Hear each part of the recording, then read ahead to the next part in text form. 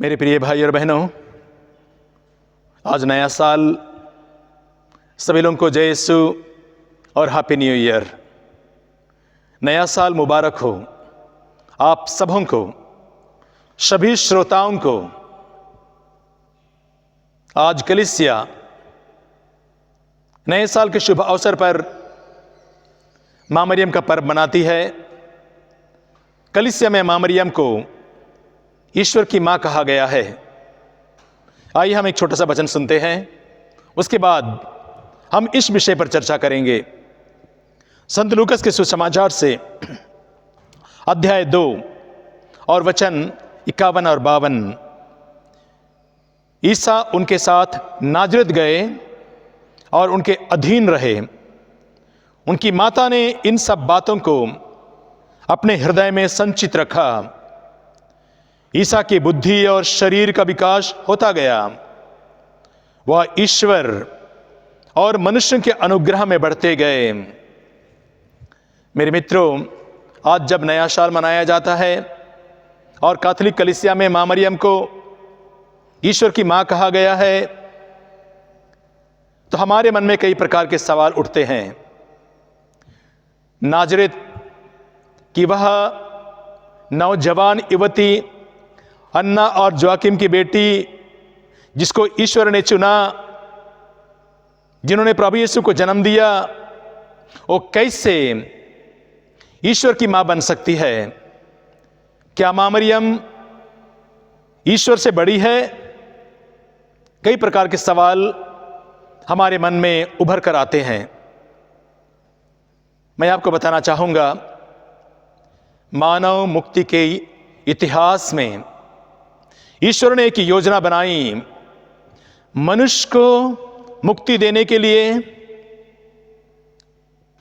अपने नबियों के द्वारा भविष्यवाणी की। एक कुंवारी गर्भवती होगी, पुत्र प्रसव करेगी और उसका नाम इम्मानुएल रखा जाएगा, जिसका अर्थ है ईश्वर हमारे साथ है। इस प्रकार ईश्वर नबियों के द्वारा भविष्यवाणी करता रहा। समय आने पर यूहन्ना बपतिस्ता ने लोगों को तैयार किया।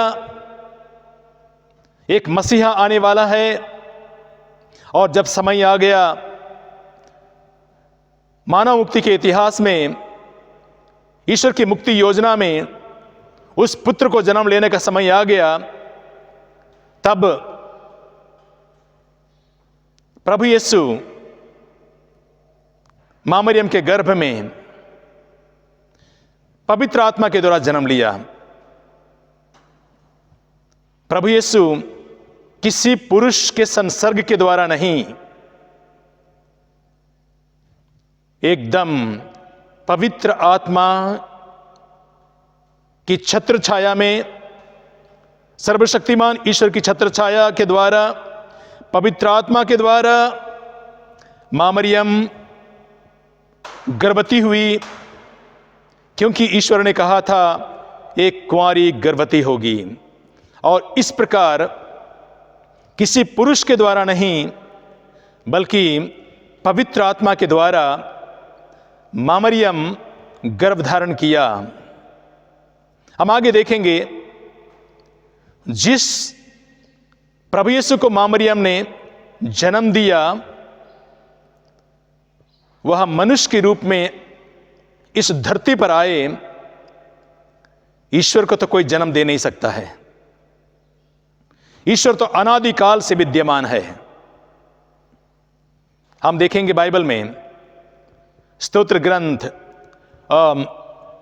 प्रकाशना ग्रंथ में देखेंगे, अध्याय 1 में और वचन 8 में लिखा है, जो है, जो था और जो आने वाला है, वही सर्वशक्तिमान ईश्वर कहता है, अल्फा और ओमेगा, आदि और अंत मैं हूं। उसी प्रकाशना ग्रंथ के अध्याय 1 के 17 और 18 में देखेंगे, प्रभु कहता है, डरो मत, प्रथम और अंतिम मैं हूं, जीवन का स्रोत मैं हूं, देखो मैं मर गया था, अब मैं अनंत काल तक जीवित रहूंगा। मृत्यु और अधोलोक की कुंजियां मेरे पास है। ईश्वर वो तो अनादिकाल से विद्यमान है। ईश्वर को कोई जन्म देता नहीं है, वो अनादिकाल से विद्यमान है। वह अनादिकाल से अल्फा और ओमेगा, आदि और अंत है। वो जन्म नहीं ले सकता है। लेकिन मानव मुक्ति के इतिहास में प्रभु यीशु को मनुष्य के रूप में जन्म लेना पड़ा। देह धारण के द्वारा वो अवतरित हुए, मां मरियम के गर्भ में आए। ईश्वर मनुष्य के रूप में जन्म ले सकता है। ईश्वर को जन्म लेने की आवश्यकता नहीं है, लेकिन मनुष्य के रूप में मानव मुक्ति के लिए उनको जन्म लेने की आवश्यकता है। और प्रभु यीशु देह धारण के रूप में अवतरित हुए मानव मुक्ति के लिए। और मां मरियम वही प्रभु यीशु की मां है, जिसको उन्होंने मनुष्य के रूप में जन्म दिया। और प्रभु यीशु जब इस धरती पर मनुष्य के रूप में जन्म लिया, तो प्रभु यीशु 100% मनुष्य है। प्रभु यीशु 100% ईश्वर है। संत यूहन्ना के सुसमाचार में अध्याय 8 में और वचन 23 में प्रभु कहता है, तुम लोग नीचे के हो, मैं ऊपर का हूं। तुम लोग इस संसार के हो, मैं इस संसार का नहीं हूं। प्रभु यीशु इस वचन के द्वारा यह प्रकट कर देता है कि प्रभु यीशु इस संसार का नहीं है। प्रभु यीशु मनुष्य के रूप में तो जन्म लिया, लेकिन वह इस संसार का नहीं है। इब्रानियों के पत्र में भी देखेंगे, अध्याय 2 में और वचन 14 में लिखा है, परिवार के सभी सदस्यों का रक्त मांस एक ही होता है, इसलिए वह हमारी तरह मनुष्य बन गए, जिससे वह अपनी मृत्यु द्वारा मृत्यु पर अधिकार रखने वाले शैतान को परास्त कर सके। Hallelujah, hallelujah, hallelujah. मेरे मित्रों, इस प्रकार हम देखते हैं कि प्रभु यीशु को जन्म देने वाली मां मरियम ईश्वर की मां कहलाती है, लेकिन मां मरियम ईश्वर से बड़ा नहीं है। जरूर उसने प्रभु यीशु को जन्म दिया, त्रित्वमय ईश्वर का दूसरे जन को जन्म दिया, उस पुत्र को जन्म दिया जो मनुष्य बनकर के संसार में आए, उस प्रभु यीशु को जन्म दिया जो मनुष्य भी है, ईश्वर भी है, ईश्वर की मां कहलाती है। लेकिन मां मरियम ईश्वर से बड़ा नहीं है, ईश्वर ही बड़ा है। Hallelujah, hallelujah.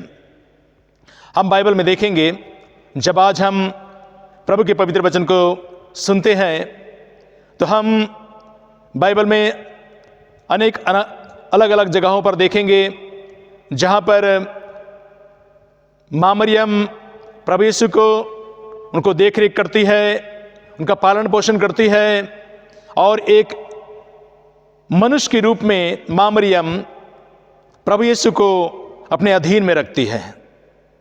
लेकिन प्रभु यीशु, हम देखते हैं अच्छी तरह से, जब वे लोग तीर्थ यात्रा में गए थे और प्रभु यीशु 3 दिन यरूशलेम मंदिर में रह गए थे, और मरियम और जोसेफ प्रभु को ढूंढते ढूंढते यरूशलेम मंदिर में लौटे थे, तो प्रभु यीशु ने क्या कहा था? प्रभु यीशु ने कहा था, मुझे ढूंढने की जरूरत क्या थी? क्या आप ये नहीं जानते थे कि मैं अपने पिता के घर में होऊंगा? तो प्रभु यीशु वो ईश्वर है, प्रभु यीशु मनुष्य भी है, उनके अधीन रहे। लेकिन मां मरियम उस प्रभु की मां है लेकिन ईश्वर की मां कहलाती है, लेकिन ईश्वर से बड़ी नहीं है। ईश्वर ने मां मरियम को इतना अनुग्रह दे रखा है क्योंकि वह चुनी गई है। इसलिए मां मरियम ईश्वर की मां कहलाती है और मां मरियम को ईश्वर ने दूतों से, स्वर्गदूतों से, मनुष्यों से उनका स्थान, बहुत ऊंचा स्थान दिया है। Hallelujah, hallelujah. आज जब कलीसिया मां मरियम का पर्व मनाती है कि मां मरियम ईश्वर की मां है, तो मैं आपको ये भी बताना चाहूंगा कि मां मरियम ना केवल ईश्वर की मां है, मां मरियम कलीसिया की भी मां है। कैसे? संत मत्ती के सुसमाचार में अध्याय 16 में और वचन 18 में देखेंगे। प्रभु यीशु जो इस संसार में आए, देह धारण कर अवतरित हुए, प्रभु यीशु जब स्वर्गराज की घोषणा कर रहे थे, तब उन्होंने पेतरुस से कहा, पेतरुस तुम चट्टान हो और मैं इस चट्टान पर अपनी कलीसिया का निर्माण करूंगा। और प्रभु यीशु पेतरुस रूपी चट्टान पर कलीसिया का निर्माण करता है। हम बाइबल में भी देखेंगे आगे, संत यूहन्ना के सुसमाचार में अध्याय 20 में और वचन 23 में लिखा है। 22 और 23 में देखेंगे, 23 में अधिकतर देखेंगे, जहां प्रभु यीशु अपने चुने हुए प्रेरितों से कहता है, तुम जिन लोगों के पाप क्षमा करोगे वे अपने पापों से मुक्त हो जाएंगे, और जिन लोगों के पाप क्षमा नहीं करोगे वे अपने पापों में बंधे रहेंगे। इस प्रकार प्रभु यीशु अपने शिष्यों को यह अधिकार देता है, जिस कलीसिया का निर्माण प्रभु यीशु ने किया, उस कलीसिया के उन चुने हुए प्रेरितों को प्रभु यीशु अधिकार देता है। और मां मरियम इस कलीसिया की मां कहलाती है, क्योंकि जब प्रभु यीशु का इस धरती से क्रूस पर मरने के बाद जब वो स्वर्ग में आरोहित कर लिए गए, तब शिष्य अकेले हो गए, निराश हो गए। मां मरियम उस वक्त शिष्यों को इकट्ठा किया और पवित्र आत्मा की प्रतीक्षा में उनके साथ एक साथ प्रार्थना करने लगी। एक कलीसिया का प्रारंभ था। तो मां मरियम कलीसिया की मां है। मां मरियम प्रभु यीशु के द्वारा निर्मित उस कलीसिया को संभालती है। Hallelujah, hallelujah. उसके बाद हम लोग देखेंगे मां मरियम परिवार की भी मां है। एक बार प्रभु यीशु विवाह भोज में निमंत्रित थे, जो हम संत यूहन्ना के सुसमाचार में देखेंगे अध्याय 2 में। काना के विवाह भोज में जब प्रभु यीशु निमंत्रित थे, वहां उसकी मां भी थी। और जब उस विवाह भोज में अंगूरी समाप्त हो गई, तो मां मरियम ने प्रभु यीशु के पास में आई और मां मरियम प्रभु यीशु से नम्र निवेदन किया, कहा, बेटा अंगूरी समाप्त हो गई है। तब प्रभु यीशु ने कहा, भद्रे, इससे मुझको और तुझको क्या, मेरा समय नहीं आया है। इतना कहने के बाद प्रभु यीशु मां मरियम के इस नम्र निवेदन को अस्वीकार नहीं कर पाया, असुनी नहीं कर पाया। और प्रभु यीशु ने उस विवाह भोज में जल को अंगूरी में बदल दिया। प्रभु यीशु मां मरियम परिवार की हर जरूरत को देखती है, वो परिवार की मां है। मेरे मित्रों, मां मरियम पुरोहितों की भी मां है। जिन पुरोहितों को प्रभु यीशु ने चुना, जिन पुरोहितों को प्रभु यीशु ने अधिकार दिया, प्रभु यीशु मां मरियम उन पुरोहितों की भी मां है। जब प्रभु यीशु गिरफ्तार किए जाने के आगे अपने शिष्यों के साथ भोजन करना चाहा, तब प्रभु यीशु रोटी ली, तोड़ा, शिष्यों को दिया, इसे लो और खाओ और मेरी स्मृति में यह किया करो। प्याला लिया और कहा, यह मेरे रक्त का नूतन विधान है, इसे पियो जो बहुतों के पाप क्षमा के लिए बहाया जा रहा है। तुम मेरी यादगारी में यह क्या करो। और इस प्रकार प्रभु यीशु सबसे प्रथम पुरोहित, महापुरोहित, उन्होंने कलवारी बलिदान में पहला यज्ञ किया और शिष्यों से बताया कि तुम मेरी यादगारी में ये क्या करो। तो प्रभु यीशु ने अपने शिष्यों को यह अधिकार दिया है। हम बाइबल में देखेंगे इब्रानियों के पत्र में अध्याय 2 में और वचन 16 और 17 में देखेंगे, जब प्रभु का पवित्र वचन कहता है, वह स्वर्गदूतों की नहीं बल्कि इब्राहिम के वंशजों की सुधि लेते हैं।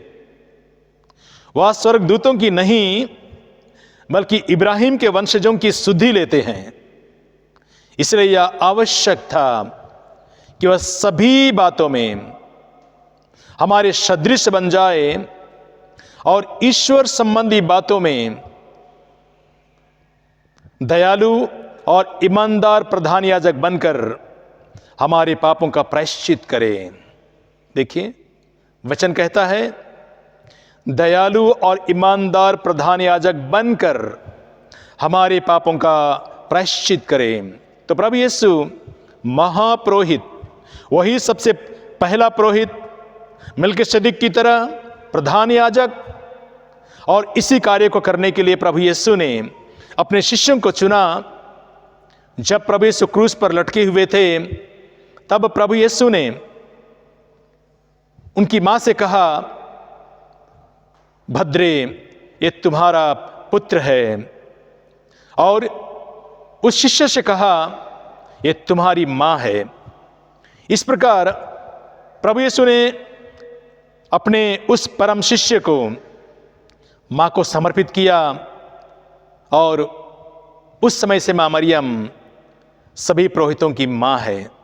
तो मेरे मित्रों, आज जब कलीसिया मां मरियम का पर्व मनाती है, मां मरियम को ईश्वर की मां कहा जाता है, तो मां मरियम ना केवल ईश्वर की मां है, उस प्रभु यीशु को जन्म देने वाली, जो मनुष्य बनकर के संसार में आए, उस मुक्तिदाता की मां है। लेकिन वो मां मरियम ईश्वर से बड़ी नहीं है। वो मां मरियम हमारी मां है, कलीसिया की मां है, परिवार की मां है और पुरोहितों की मां है। मैं आपको सबसे अंतिम ये बताना चाहूंगा कि मां मरियम स्वर्गदूतों से भी बड़ी है, शैतान से भी बड़ी है। हम बाइबल में देखते हैं, जो संत लूकस के सुसमाचार में अध्याय 1 और वचन 28 में लिखा है, जब स्वर्गदूत मां मरियम के पास में आया तो स्वर्गदूत ने मां मरियम से कहा, प्रणाम प्रभु की कृपा पात्री। स्वर्गदूत ने मां मरियम को प्रणाम किया। मां मरियम को प्रणाम करने का मतलब, स्वर्गदूत मां मरियम को ईश्वर की मां मानते हैं, वो ईश्वर की मां है। प्रणाम करने का मतलब, वे अपने आप को उन स्वर्गदूत अपने आप को मां मरियम से छोटा मानते हैं। हम बाइबल में ये भी देखेंगे। प्रकाशन ग्रंथ में अध्याय 12 में, जब स्वर्ग में मिखाएल दूत और शैतान के बीच में युद्ध छिड़ गया, तब मिखाएल दूत और स्वर्गदूतों ने मिलकर शैतान और उनके दूतों को धरती पर पटक दिया। जो इब्लिस या शैतान कहलाता है, पंखदार सांप, पुराना सांप, उसको मिखाएल दूत और स्वर्गदूतों ने उसको धरती पर पटक दिया। तो जो स्वर्गदूत मां मरियम को प्रणाम करता है वह शैतान को पटक दिया। इसका मतलब मां मरियम को प्रणाम करने वाले स्वर्गदूत जब उनको प्रणाम करते हैं तो मां मरियम शैतान से भी ऊंचा है। तो मेरे मित्रों, इस प्रकार हम देखते हैं कि जब प्रभु यीशु को जन्म देने वाली मां मरियम इस संसार में ईश्वर की मां कहलाती है, वह ईश्वर के द्वारा चुनी गई है और ईश्वर ने उनको इतना बड़ा स्थान दिया है।